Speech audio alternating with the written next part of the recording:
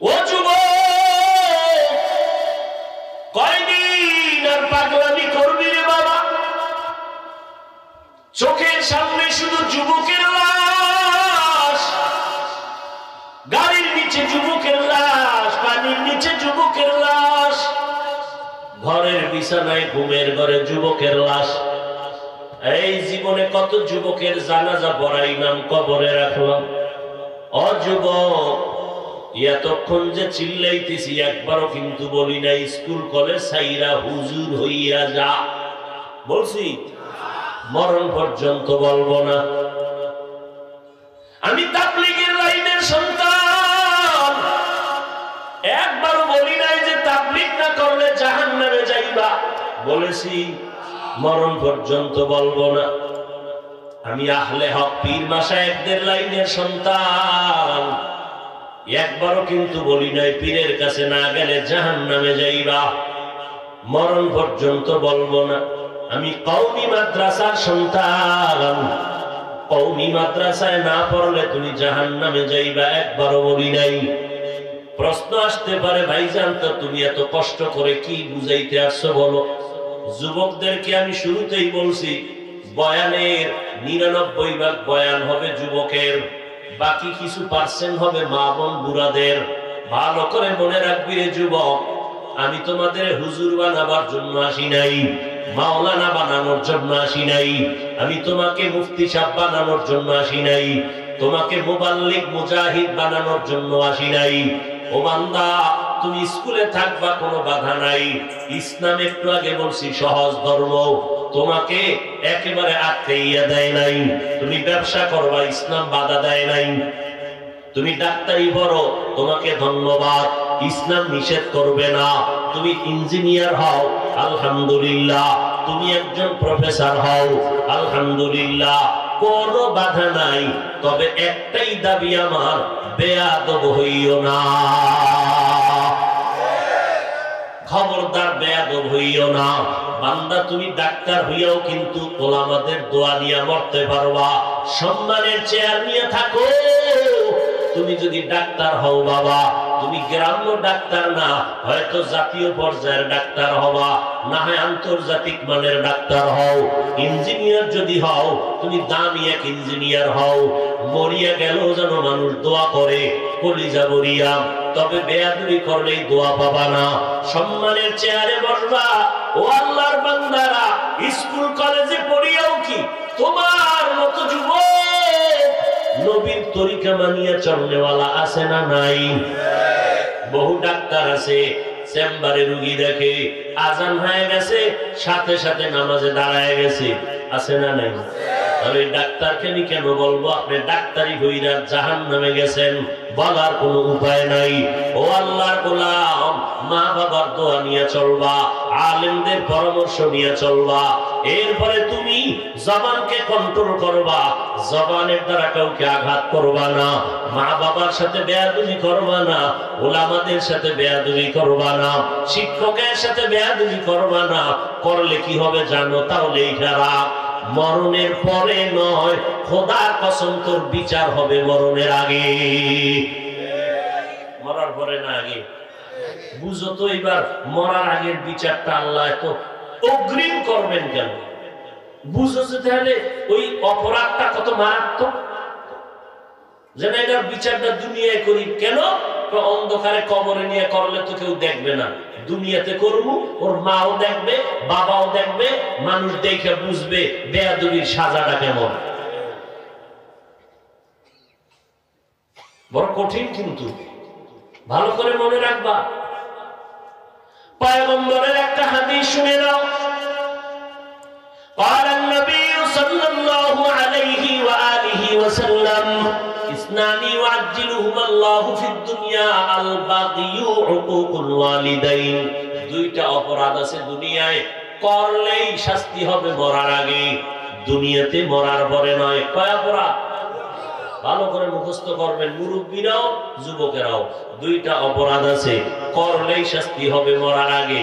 এক নাম্বার অপরাধের নাম জুলুম। কি?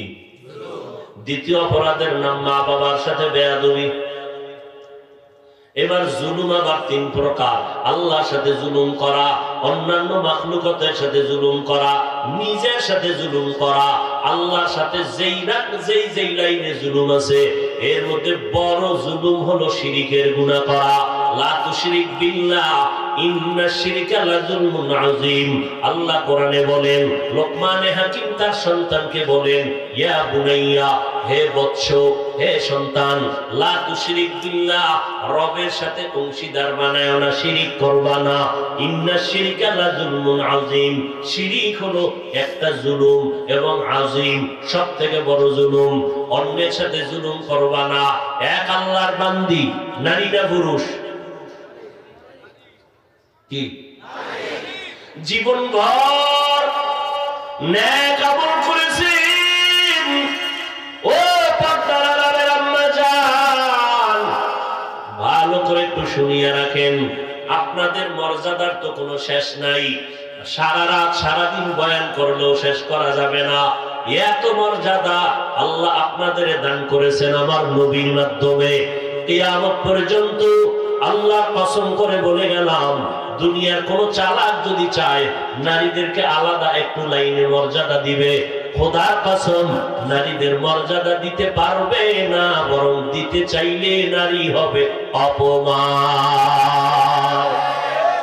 কারণ সব লাইনে সম্মান কে বাড়ায় দিয়ে গেছেন?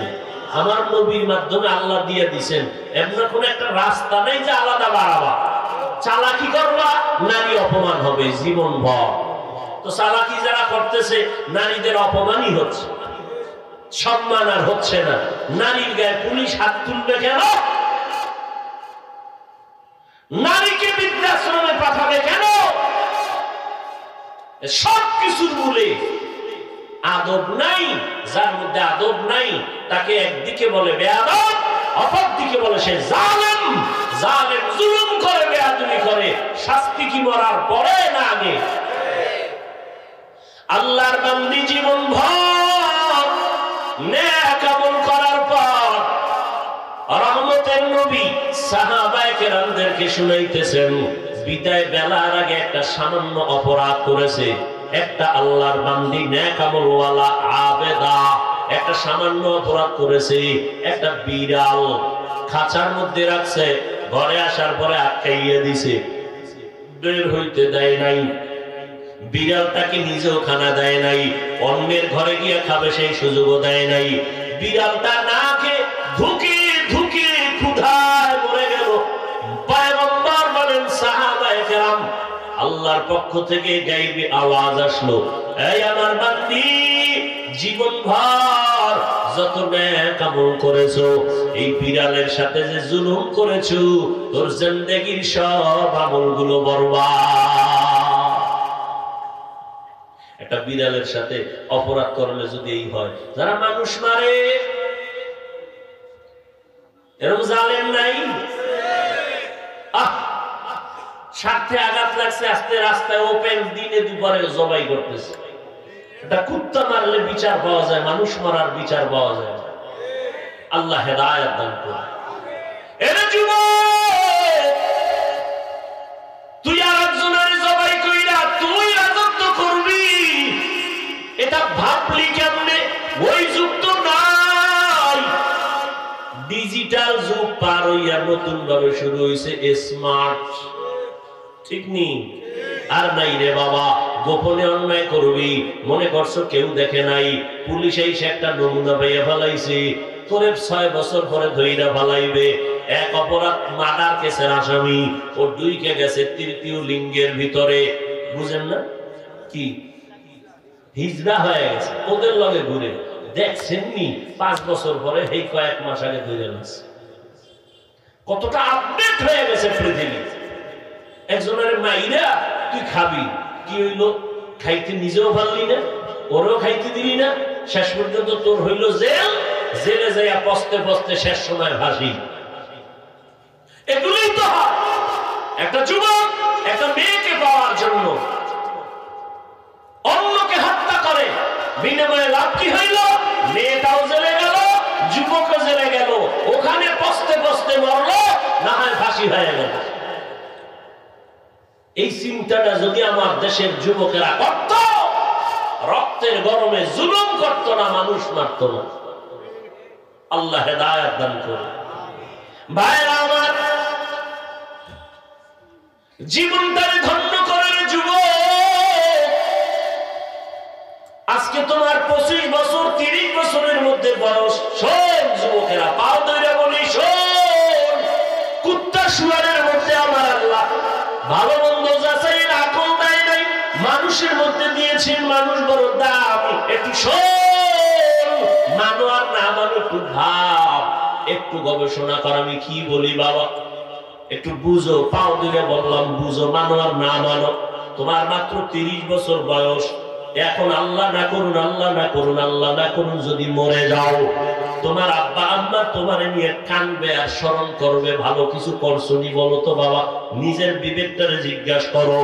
এমন কিছু করছনি ভালো কাজ, মা তোমারে স্মরণ করবে। আমরা হুজুরেরা দোয়া করব, এমন কোন কাজ করছো করো নাই, বরং মোবাইল নিয়ে চালাইয়া চরিত্রটা এমন ধ্বংস করেছো। মায়ের মনে কষ্ট, মা পারে না তোরে হাত তুলে বদদোয়া করে, বাবার অন্তরে কষ্ট। শিক্ষকের সাথে বেয়াদবি করেছো, মুরব্বীদের সাথে বেয়াদবি, মনে হয় যেন তুই চতুর্মুখী বদদোয়ার পর্দায় আটকায় গেছো। তুই মইরা গেলে সবাই খুশি। এই যুবক, তোর 30 বছরের ফলাফল পাইছুনি এইবার? তোর 30 বছরের ফলাফল কি? তুই মরলে সবাই খুশি। তোর চরিত্র এত খারাপ, মা বাবার বদদোয়া করে না, করলে তুই চাক্কার তলে পড়বি 1 সেকেন্ডে। মা বাপ বদদোয়া করে না, কিন্তু মনে অনেক কষ্ট। তুই দুনিয়াতে থাকায় তোর মা বাপ কারো কাছে মুখ দেখাইতে পারে না, মা বাবা হাসতে পারে না, তোর চরিত্রের কারণে। তোর জীবন এতটাই দেখা যে তুই মরে গেলে সবাই খুশি। তোর লজ্জা শরম নাই? কি করেছ 30 বছরে? অথচ তোমার মধ্যে কি ফুটন্ত গোলাপ আল্লাহ রেখেছেন, কি নিয়ামত রেখেছেন। তুমি কাজী নজরুলের স্মরণ করো। কাজী নজরুলের হাত কি তোমার থেকে একটা বেশি ছিল? তোমার থেকে মাথার ওজন কি 10 কেজি বেশি? ইহুদিরা ইমানের বাচ্চারা যদি গোটা দুনিয়াটাকে নিয়ন্ত্রণ করে, তুই তো শ্রেষ্ঠ নবীর উম্মত, তুই পারবি না কেন? তোমার মধ্যে তো সে মেধা আছে, ব্যবহার করো না। বরং আল্লাহর গজব লাগছে তোর কপালে, আল্লাহর দেওয়া সেই নিয়ামতকে ব্যবহার না করে মোবাইল দিয়ে ধ্বংস করতেছো, ধ্বংস করতেছো। তুমি মনে করতেছো হুজুর বুঝি আপনি ভাই বলতেছেন মোবাইলের দ্বারা কবরে আযাব হইব। ওই সাতটার বাপ নগদ কি তোর জবাই হইতেছে এই দেশ, নগদ নগদ। বেশি দেরি না, অল্প দিনের মধ্যে বিছনায় বসে খালি কাঁদবি, চোখের পানি মোছার কেউ পাবি না। লেখা রাখ, চোখ থাকবে পাওয়ার থাকবে না, কান থাকবে পাওয়ার থাকবে না, হাত থাকবে শক্তি থাকবে না, ব্রেন থাকবে মুখস্থ শক্তি থাকবে না। এই গজবের মোবাইল দিয়ে তুই ধ্বংস করতেছো নিজেকে নিজে। রাস্তার ল্যাংটা পাগল নিজের ভালো বোঝে, তুই নিজেরটা বুঝো না। আমি বলি সেই কারণে তুই ল্যাংটা পাগল থেকেও খারাপ।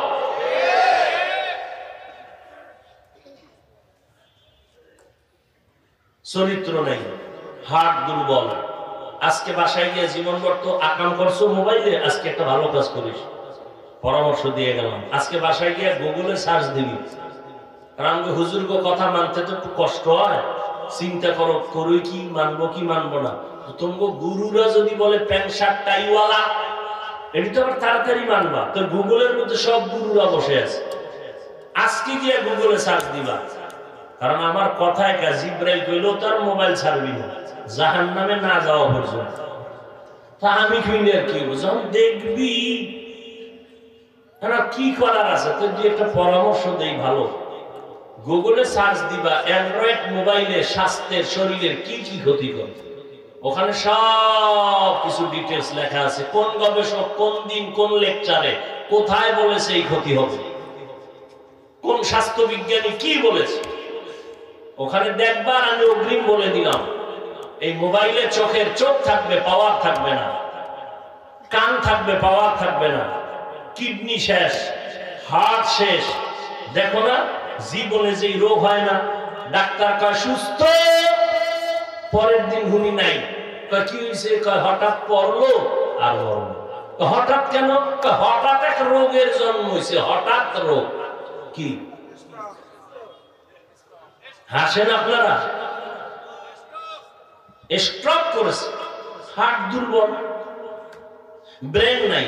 আগের দিনে ছোটবেলা দেখছি স্কুল কলেজের ছেলে মেয়েরা বিদ্যুৎ ছিল না, হারিকেন জ্বালায় সারা রাত পড়তো, পরীক্ষা 1 বছর পর। আর তোমরা পরীক্ষার দিনও ভরো না, আধা ঘন্টা বইলে আম্মু মাথা ঘুরায়। তো করবা কি? তাড়াতাড়ি আমার নকলের ব্যবস্থা করো, না হয় আমার হাসের উপায় নাই। আর নাইলে তুমি কান্দা কেটে করোনাটারে আবার আনো, তো অটো পাস হয়ে যাবে। 10 বার যদি অটো পাস করতে পারি, এমবিবিএস ডাক্তারের চেয়ারে বসবো। রুগীরে বাঁচাইতে না পারলেও মারতে পারাটা নিশ্চিত। আল্লাহ মাফ করো। যুবকেরা রাগ করো, মাফ চাই। আচ্ছা, এত যদি না হয় যে না পাও ধরা লাগবে, তাই আমি মোনাজাতের ঘরে নিচে নাই না পাও ধরবো, যদি বলো। হয়তো একটু রাগে হাত কথা বলতেছি, কিন্তু হৃদয়টা মোমের থেকেও নরম। কতটা নরম হইয়া কথা বলতেছি, স্টেজে বসছি, যদি বলো হাফিজ ভাই পাও ধরো, আমি এখন নিচে নাই না পাও ধরবো। সত্য একটা, রসুলের আদর্শ মানবি। আমি একবারও বলি না দেখছো এই ঈশ্বরের কাছে যাও, তাবলিগে যাও, কওমিতে যাও, একবারও বলি না। বরং তুমি ডাক্তার হও, ইঞ্জিনিয়ার হও, প্রফেসর হও, ডিসি হও, এসপি হও, ওসি হও, বেয়াদব হইও না। সম্মানের ডাক্তার হইও। যদি বেয়াদব হও তো তাসলিমার মতো জেহেনে যাবি খালি জুতা। সম্মানের ডাক্তার হও, সম্মানের ইঞ্জিনিয়ার হও, গোটা দুনিয়ার মানুষ মাথায় নিয়ে তোমাকে নাচবে। সম্মান দেওয়ার মালিক কি? এই না, আল্লাহ যদি সম্মান না দেয়, বান্দা দেয়। আমাকে হুজুর উপায় আছে? হ্যাঁ, কওমি মাদ্রাসায় পড়ছি, কোন সার্টিফিকেট নাই, সেই বঙ্গোপসাগরের ধাক্কা দিতে দিতে এই পর্যন্ত আসছি। মাওলায় সম্মান দিলে কি সার্টিফিকেট লাগে? হ্যাঁ, আল্লাহ অহংকার থেকে আমাকে মাফ করেন, বুঝাবার জন্য বলছি, কেউ মন্তব্য করবে না। আমি যদি চাই প্রতিদিন 12 মাস হেলিকপ্টারে প্রোগ্রাম করব, ইনশাআল্লাহ সম্ভব। অথচ একদিনের ভাড়া দেওয়ার ক্ষমতা আমার বংশে নাই, যেই পরিমাণ ভাড়া। আমি তো অফিসে বিশাল পেপার লাগায় রাখছি, হেলিকপ্টারের প্রোগ্রামের আবেদন করবেন না। প্রশাসনের উপরস্থ দায়িত্বশীলরা গেলি একজনে আরেকজনের কাছে নেননি, হুজুরের হেলিকপ্টার হুজুর। হেরা জীবন উঠতে পারে না এতবার। হাটাজারি হুজুর কইছে না রাহমাতুল্লাহ আলাইহি, যে হেলিকপ্টার আমার কাছে কি মতো, রিকশার মতো।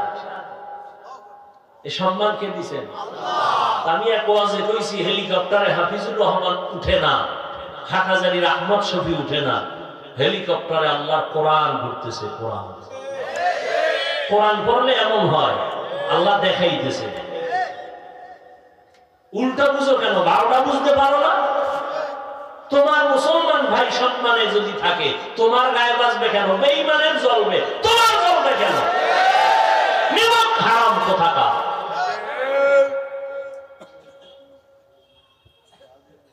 মাদ্রাসা চালায়, খালি মানুষেরটা নেই।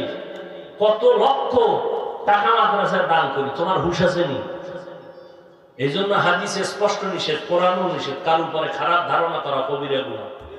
ইয়াকুম আয-যান্না ফাইন্না আয-যান্না আকযাবুল হাদিস। সব মিথ্যার মূল হলো খারাপ ধারণা। আল্লাহ হেদায়েত দান করুন। যুবকেরা, কলিজা দিয়ে কথা বলতেছি, মুহাব্বত। মুহাব্বতের মধ্যে একটা সাপ আছে না? একটা বাচ্চা বাবায় কোলে নিয়ে খুব আদরে দিছে, জোরে সাপ। বাচ্চায় তো ভর্তা হইন না, কায়দায় চিৎকার দিছে। পাশের মানুষটা কি পইরে গেল নি ফলরে, কয় না পরে নেই। তো বাচ্চা হঠাৎ চিৎকার দিল কেন? তো বাবা চুপ হয়ে বলে গেছে, কি করবো, মহব্বতের একটা চাপ দিছে, তো বাচ্চা তো চিৎকার দিছে। মহব্বতের একটা চাপ আছে না, মহব্বতের দাবি নিয়ে বলতেছে, ও বাবা একটু চিন্তা করো, মাওলা আকল দিছে, চিন্তা করো, তোমরা আমাকে 1 টাকাও দাও না, দাও হিসাব করে তো দাওনি, তোমাকে পিছিয়ে আমরা ঘুরি কেন? তোমার মতো 10টা যুবক জাহান্নামে গেলে আমাকে কি? এরপর ঘুরি কেন? তোমার পাশে দাঁড়াইলে একটু মেশকের ঘ্রাণ আসে, তাই তো? কি মেশকের ঘ্রাণ আসে না? বুঝো বুঝো, ভালো করে বুঝো। আমার পাশে দাঁড়াইলে ঘ্রাণ আসবে কিনা জানি না, তবে গন্ধ আসবে না। তোমার পাশে দাঁড়াইলে নামাজ যায় যায় দিন, এক তো বিড়ির গন্ধ, গাঞ্জার গন্ধ, পোশাকটারে 1 সপ্তাহ ধুইতে পারো না, সেই গন্ধ, গোসল করো না ঠিক মতো, প্রস্রাব পায়খানা করে ঠিক মতো পরিচ্ছন্ন হও না। এরপর দেখছো নি কোন হুজুর কিন্তু সি সি করে না, দেখলে আগে সালাম দেয়, হাসি মুখে বুকে লাগায় তোমার অপরিচ্ছন্ন বডি। এর ঋণ কি আদায় করবি? কি দিয়ে আদায় করবি আলেমদের ঋণ? ইমাম সাহেবের বেতন দাও 10,000, 6 মাস বাকি, আর তুমি সরকারি চাকরি করো 50,000 বেতন, টেবিলের ডানে বামে আরো খাও অনেক টাকা, 2-3 লাখ টাকা কামাই কইরাও তোমার চান্দি গরম। সরকারের না খাইয়া আবার দেখি খুলনা শহরের ভিতরে মানববন্ধন করে, এই সরকার স্কেল বাড়াও, না হয় গদির ভিতরে লাল বাতি জ্বালায় দেব। কিন্তু ইমামের বেতন 10,000, তাও কিন্তু একজনে দেয় না, বড় টাকাওয়ালা যিনি সভাপতি তিনি দেয় মাসে 100, রিক্সাওয়ালা দেয় 5 টাকা, ঠিক নি? এরপর বেতন বাকি। ইমাম সাহেবের ঘরে সন্তানও কিন্তু বেশি, তোমার ঘরে বেতন বেশি সন্তান কম, কারণ তুমি তো ট্যাবলেট খাইছো, ছেলে হোক মেয়ে হোক দুটোর বেশি না, একটা হলে ভালো হয়, না হইলে আরো ভালো, ঠিক নি? আর আমরা নবীর হাদিস যেদিন শুনছি আর পড়ছি, ওই ঘরের মাইয়া বিয়ে করবি যেই ঘরের বংশে সন্তান বেশি, কারণ আমি মুহাম্মদ কিয়ামতের দিন অন্য নবীর উম্মতের সংখ্যা থেকে আমার বেশি হবে, আমি গর্ব করে খুশি মনে জান্নাতে ঢুকবো।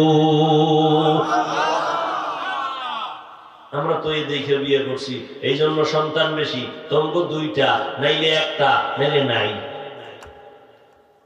তোমার বেতন 3 মাথা গরম, ইমামের সন্তান বেশি, বেতন 5,000, 10,000, 6 মাস বাকি। কোনদিন ইমাম জুমার নামাজে দাঁড়াইয়া বলছেনি, ও কমিটির লোকেরা, মুসল্লি ভাইরা, বেতনের স্কেল বাড়ায়া দেন, 1 তারিখের মধ্যে বেতন দিয়েন, নাইলে আসর থেকে কিন্তু সূরাগুলো সব উল্টা হবে, বলছেনি কোন হুজুর? বরং কারোর সাথে কোনো খারাপ আচরণ নাই, দেখলেই সালাম সালাম, কেমন আছেন কেমন আছেন কেমন আছেন, কত মোহাব্বত। মোনাজাতটা ধরলেই খালি দোয়া, ও আল্লাহ সব সুস্থ রোগীর অসুস্থ সুস্থ বানাও, যারা ব্যবসা করে চাকরি করে ব্যবসায় বরকত দাও, আল্লাহ হালাল ভাবে বরকত দাও, মা বোনদের কবুল করো, সন্তানের কবুল করো, কত দোয়া একসাথে, মনে হয় জান্নাতে ঢুকাইয়েই দিছে। কোনদিন কারোর সাথে বদনাম হয় না, বরং গভীর রাতে একটু মাওলার সাথে যোগাযোগ কর। ও দয়ার মালিক,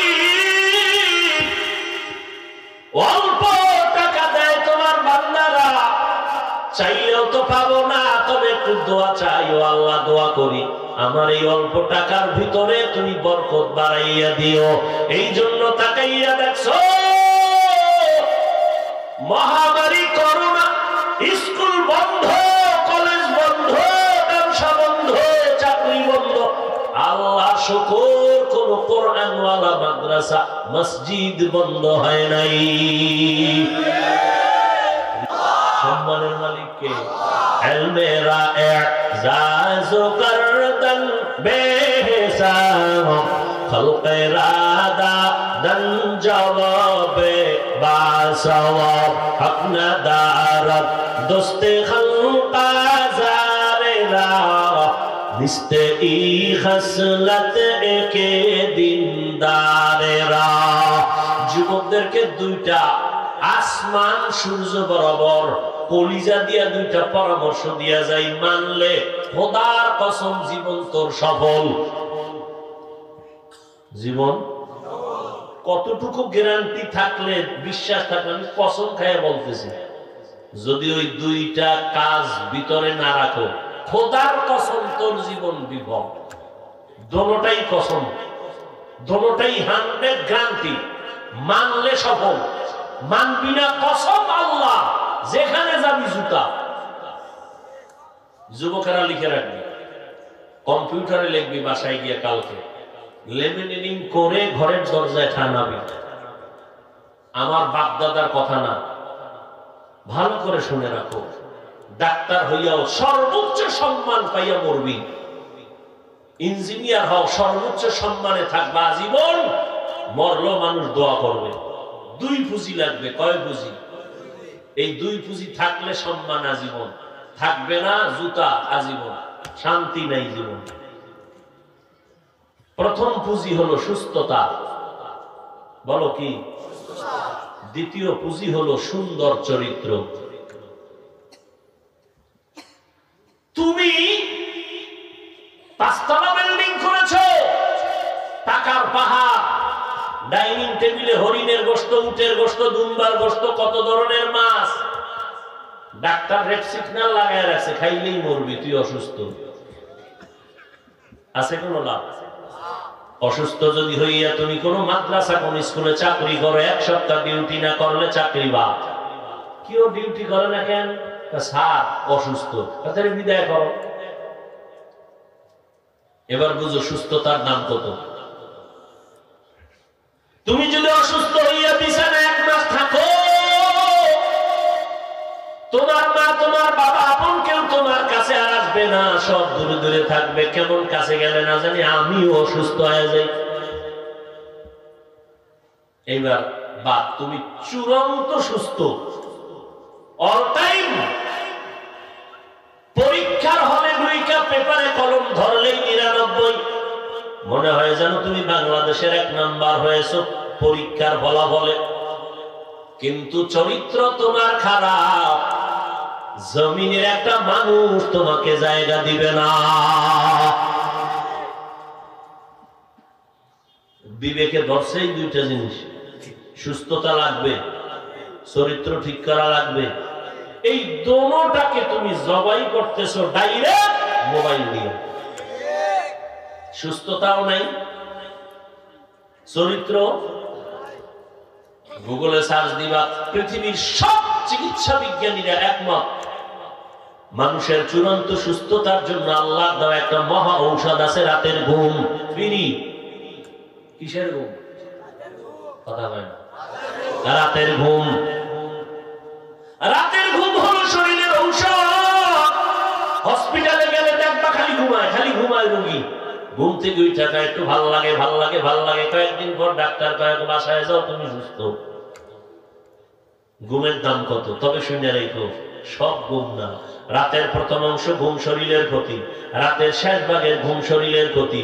সমস্ত চিকিৎসা বিজ্ঞানীরা একমত, রাতের মধ্যাংশের ঘুম হলো শরীরের ঔষধ। 10, 11, 12, 1, 2, 3 এই টাইমের ঘুমটা শরীরের ঔষধ। এই জন্য দেখছো না, আজান হয় 5 বেলা, ঠিক নেই? আজানের শব্দগুলো সব 5 বেলা একরকম না, একটা আলাদা আছে। কোন আজানটা আলাদা? আলাদা শব্দগুলো কি বলো? অর্থ কি? ঘুমেছে নামাজ ভালো, আর তুমি ঘুমাইও না। ঠিক মতো পড়িলে নামাজ জান্নাত তোমার ঠিকানা। পশু পাখি কীট পতঙ্গ কেউ ঘুমিয়ে রইল না, মানুষ হয়ে ঘুমিয়ে থাকা ঠিক তো মোদের হবে না। ঘুমেছে কি ভালো? কোন ঘুম থেকে নামাজ ভালো? কোন ঘুম? শেষ রাতের ঘুম। কেন? ওই সময় তোমার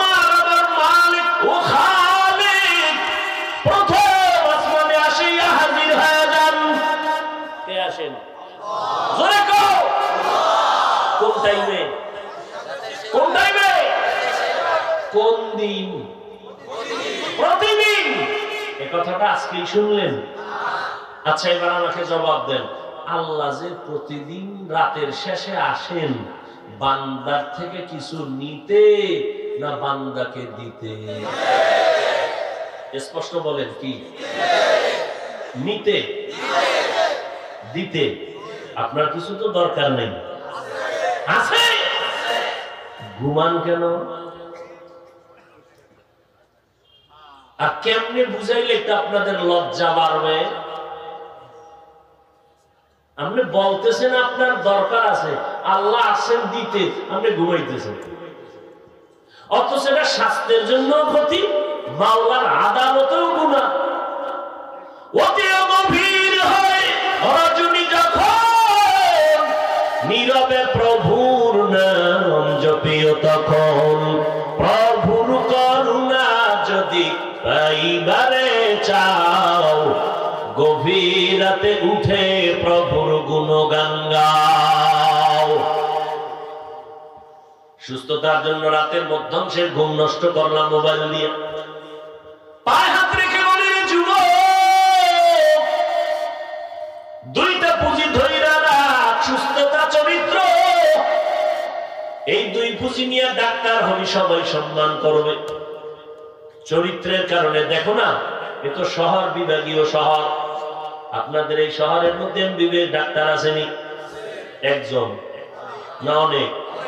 সবাই কিন্তু পাস করছে এমবিবিএস, এফআরসিএস, এফসিপিএস সার্টিফিকেট সব কমপ্লিট, এবং ভিজিটও 1000 করে। ঠিক নেই?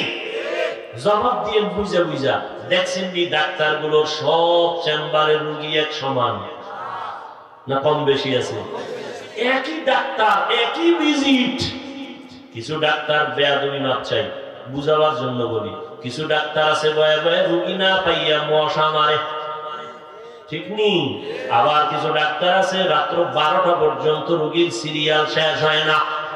ও ভাই, একটু জবাব দাও তো যুবক মেরে, কারণটা কি? একই তো সার্টিফিকেট, ভিজিট হয়, কারণ কি?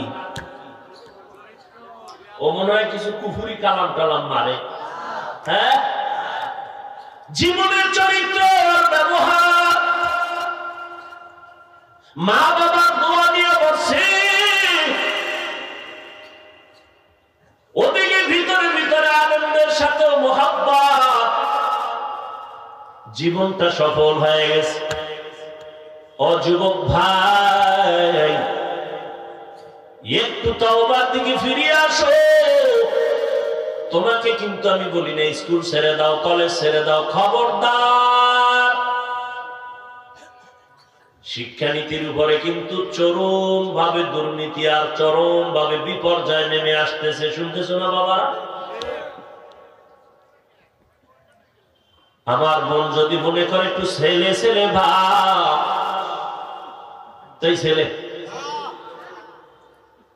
আমার ভাইজান যদি মনে করে আমি মেয়ে মেয়ে ভাব, তো হিজলা।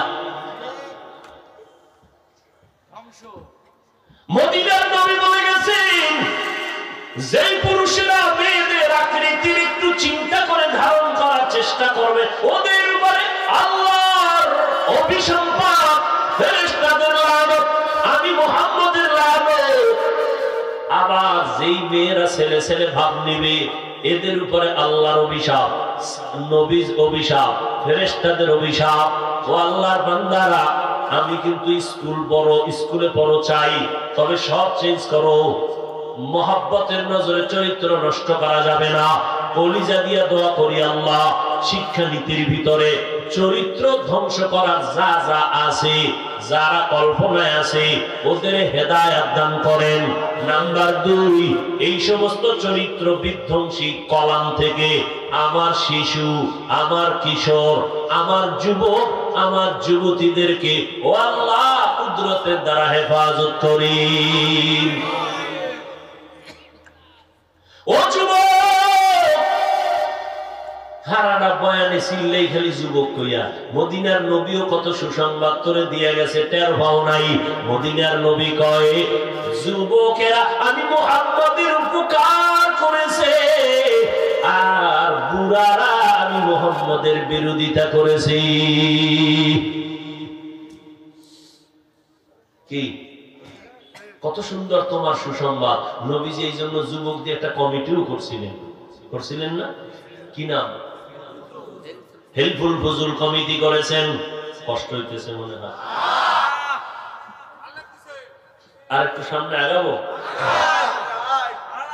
আমার আয়াতের আলোচনা আর যাবে না, এই মোটামুটি এখন শেষ করে ফেলাম। মোটামুটি একটা আসলে তো বয়ান করার মাকসাদ কি? আল্লাহ ভোলা মানুষ যেন আল্লাহর দিকে আগায়, জাহান্নাম থেকে মানুষ ফিরে জান্নাতের দিকে চলে। এতে তো আমার পুরো কোরআনের তাফসীর করা মাকসাদ না। অল্প কথায় যদি আল্লাহ হেদায়েত দেয় এটাই তো যথেষ্ট। কথা ঠিক না? ও যুবক, তওবার নিয়তে ফিরে আসো। বাসায় যাইয়ে কিন্তু তুমিও ফ্রেশ হবা, ফ্রেশ হবা না? আমিও ফ্রেশ হব। তোমার ফ্রেশে সওয়াব নাই, আমারটাই সওয়াব। তুমিও কিন্তু হাত ধুইবা, মুখ ধুইবা, পাও ধুইবা। আমিও বাসায় যাইয়া হাত ধুব, চেহারাটা ধুইব, পাও ধুইব। তুমিও ফ্রেশ, আমিও ফ্রেশ। তোমারটায় সওয়াব নাই, আমারটায় সওয়াব কেন? আমি এগুলো ধুইতে গিয়া ওযুর নিয়তে ওযু করব। একই কাম, একই কাম, তোমারটা আকাম। পানি তুমিও পান করো, আমিও পান করি।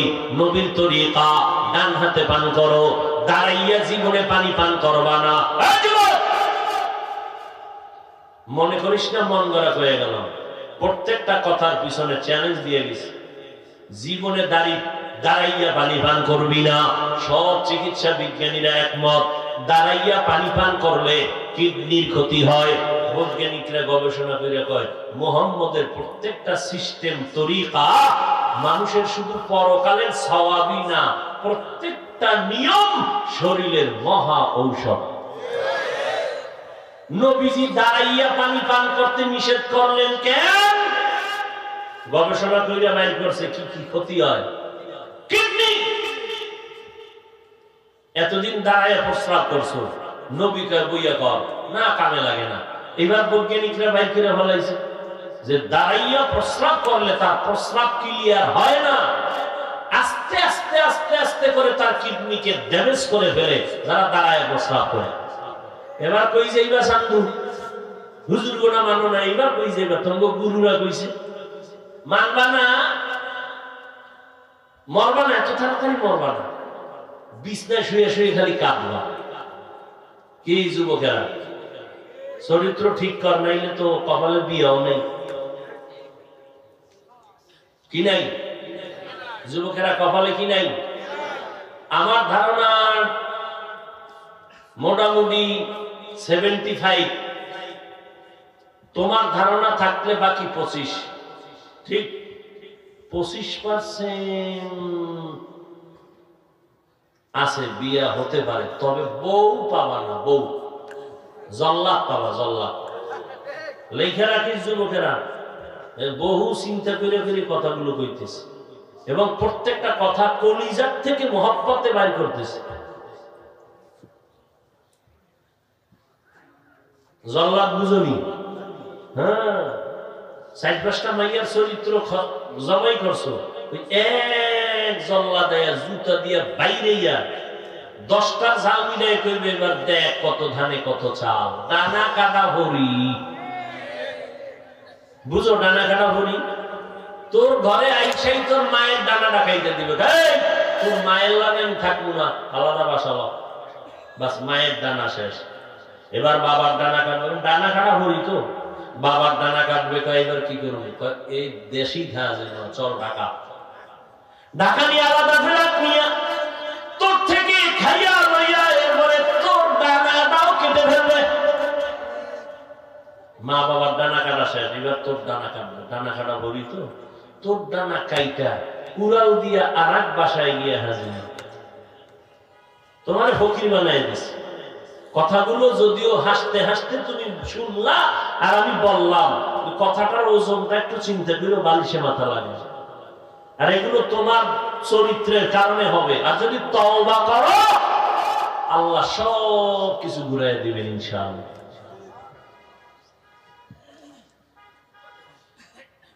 আল্লাহ তাআলা বলেন আমার অনুসরণ করো, নবীর অনুসরণ করো।